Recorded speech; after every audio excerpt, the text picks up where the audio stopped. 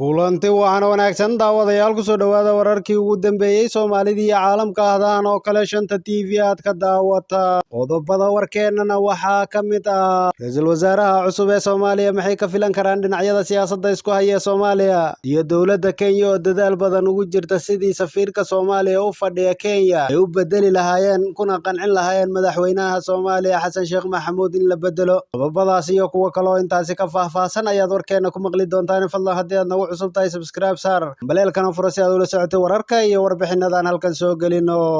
Xamse Cabdi Barre ayaa noqday ra'iisul wasaaraha 12aad ee Jamhuuriyadda Federaalka Soomaaliya saddexda isbedel siyaasadeed ee Soomaaliya ay soo martay Xamse waxa uu ku yimid hab magacaabis ku dhisan kaltirsiga beeleedka si la mid ah 13kii madax xukuumadeed ee ugu dambeeyay dib sanadkii 2000 dhinacyada saameynta ku leh xulashada iyo waxa ay ka filan karaan siyaasad ahaan ayaan eegaynaa caqabadaha iyo fursadaha horyaalla ee uu haysto ayaynu mar kale faalayn doonaa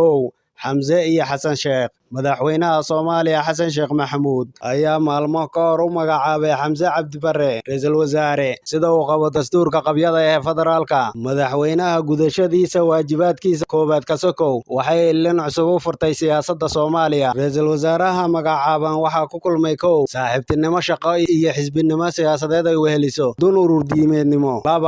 kursi siyaasadeed iyo ahaanshihiisa koox qabiileedka ka tirsanaysay ama shinsanaysay kursigan iyo saddex oo ah filashada shaqo iyo fulidin awoodeed ka laga yimaado qodobada u muuqda ee Xasan uu ku xushay Xamse waxaa jiri kara sifooyin aan dadka u wada muuqan karin taasoo uu ku kasbaday kalsoonida madaxweynaha dabeecadiisa waya aragnimada iyo kaalintii uu ku lahaa soo bixidda Xasan Sheekh iyo isku xidhka kooxda ololaha madaxweynaha iyo xildhibaanada Jubbaland ayaa loo arkaa sidoo kale qodobo fursad dheer ah siiya Xamse marka laga soo tago xulashadii madaxweyne Xasan Sheekh wuxuu ka filayaa ra'iisul wasaaraha laba qodob oo taagan in Xamse noqdo ra'iisul wasaare xukuumad soo bandhigta shaqada dawladda isku haysa laamaha dawladda la markaana fulisa siyaasadda iyo aragtida madaxweynaha inuu qaado culayska beeshiisa oo ah mid mar walba colaadaan qarsoonayn la gasha xukuumadda xilka haysa Xamse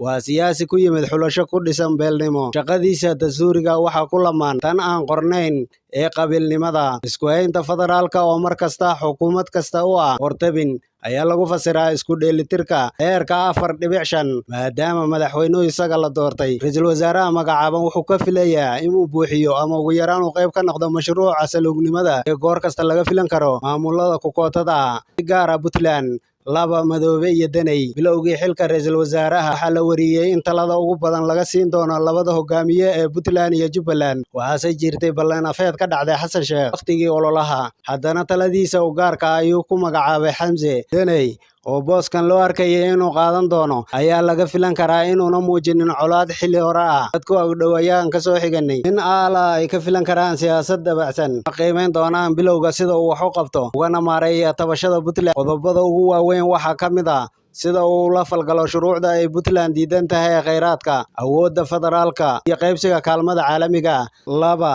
amniga qaranka iyo dhismaha ciidan qaran iyo shaqaalaysiinta dawladda federaalka Soomaaliya magacaabida golaha wasiirada iyo safiirada ayaana hortabin leh saddexdan qodob ayaa lagu soo koobay filashada Danay Damujadiid iyo Daljir UPD ku midoobay sida ay filanayaan sida aan bilowgii ku sheegnay Xamse waa siyaasi ka yimid ururkii PDP UPD kaas oo ay guntinta u tahay afkaarta ikhwaan muslimiinka al-Shaah meesha laga lifaaqo marka laga hadlayo waxa islaamiyiinta PDP ma loo yaqaano Damujadiid waxaa laga filan karaa siyaasi aan isku bedelin marka uu xilka yimaado siyaasi xilka ku cuslaada sida inta badan laga arkay siyaasiyiinteeda Daljir oo ah garabka labaad ee PDP kula midowsan midowga UPD waxaa laga filan karaa inuu u noqdo siyaasi ay la fadhiisan karaan wax ku darsan karaan isla markaana aan ka fogeynin xafiiska xukuumadda saddexda dhinac ee filashada ugu weyn ka qaba waa kooxihii imaanshihiisa ku lug lahaa ka laga tago waxa kaloo jira waxa aan tala laga weydiinin oo warbixinteena ku xigta aan ku eegi doono kale warbaahinta dalka Kenya ayaa baahisay in dawladda Nairobi ay qaadayso xilligani tallaabo kasta oo keeni karta in la bedelo safiirka dawladda federaalka ee Soomaaliya u fadhiya magaalada Nairobi ee tartan. Warbaahinta dalkaasi ayaana sheegtay in dowladda Kenya ay xilligani waqtigii ugu badnaa ku bixinayso tallaabo kasta oo lagu ceydhin karo safiirka Soomaaliya u fadhiya magaalada Nairobi, islamarkaana loogu soo bedeli lahaa shakhsi kale oo isaga ka jilicsan, maadaama ninkan la yidhaahdo tartan lagu magacaabo shakhsi wadani ah kuna adag qadiyadiisa. Dowladda Kenya ayaa doonaysa inay arrinkan ka dhaadhiciso dowladda cusub ee madaxweyne Xasan Sheekh Maxamuud, islamarkaana ay ku qanciso in la bedelo safiirka fadhiya magaalada Nairobi oo xidhiidh aad u dhow la lahaa madaxweynihii hore ee Soomaaliya Maxamed Cabdullaahi Farmaajo, kaasi oo aan cilaaqaad wanaagsaneyn la lahayn intii uu xukunka joogay dowladda Kenya. Mas'uuliyiinta Nairobi ayaa ku andacoonaya in maadaama tartan uu xidhiidh dhow la lahaa dowladdii hore ee talinaysay Soomaaliya, islamarkaana isbeddel siyaasadeed uu ka dhacay waddanka, inay muhiim tahay bedelitaanka tartan, islamarkaana magaalada Nairobi ugu soo dirsato dowladda Soomaaliya qof cusub oo la jaanqaadi kara sida ay iyagu rabaan. Tartan ayaa tallaabooyin aad loogu ammaanay qaaday intii uu fadhiyay safaaradda Soomaaliya ee magaalada Nairobi, kuwaasi oo ka turjumaya madax-bannaanida iyo sharafka ummadda Soomaaliyeed, waxaana tallaabooyinkaasi ay noqdeen kuwo aysan jeclaysanin xukuumadda Nairobi iyo mas'uuliyiinteeda, maadaama ay doonayeen in wixii ay rabaan ka samaystaan Soomaaliya. Hadalkan ay baahisay warbaahinta dowladda Kenya waxay ku sheegtay in Nairobi ay hadda dadaal ugu jirto sidii ay ugala hadli lahayd madaxweynaha tobnaad ee Soomaaliya Xasan Sheekh Maxamuud in isbeddel lagu sameeyo mas'uulka ugu sarreeya safaaradda Soomaaliya ee magaalada Nairobi, islamarkaana la raaco isbeddelka siyaasadeed, maadaama tartan uu ahaa nin xidhiidh dhow la leh madaxweynihii hore ee Soomaaliya Maxamed Cabdullaahi Farmaajo. Arrintani waxay ku soo aadaysaa iyadoo dhowaan dowladda Kenya ay qaaday tallaabo dhaawacaysa qarannimada iyo madax-bannaanida ummadda Soomaaliyeed, islamarkaana ay kala qaybisay dalka, Somalilandna ka dhigtay dalka gooni ah Soomaaliya, iyada oo aan jirin waddan ka mid ah caalamka oo toos ah u aqoonsaday Somaliland. Arrinkaasi oo dadka Soomaaliyeed ku baraarujiyay safiirka Soomaaliya u fadhiya magaalada Nairobi ee tartan. Kulan uu madaxweynaha dalka Kenya la qaadanayay safiirada wadamada caalamka u fadhiya magaalada Nairobi oo sanadkii 2 mar dhaca, ayaa la soo fadhiisiyay wakiil matalaya Somaliland iyadoo la soo barbardhigay safiirka dowladda Soomaaliya u fadhiya magaalada Nairobi, waxaana sidoo kale goobta la soo geliyay calanka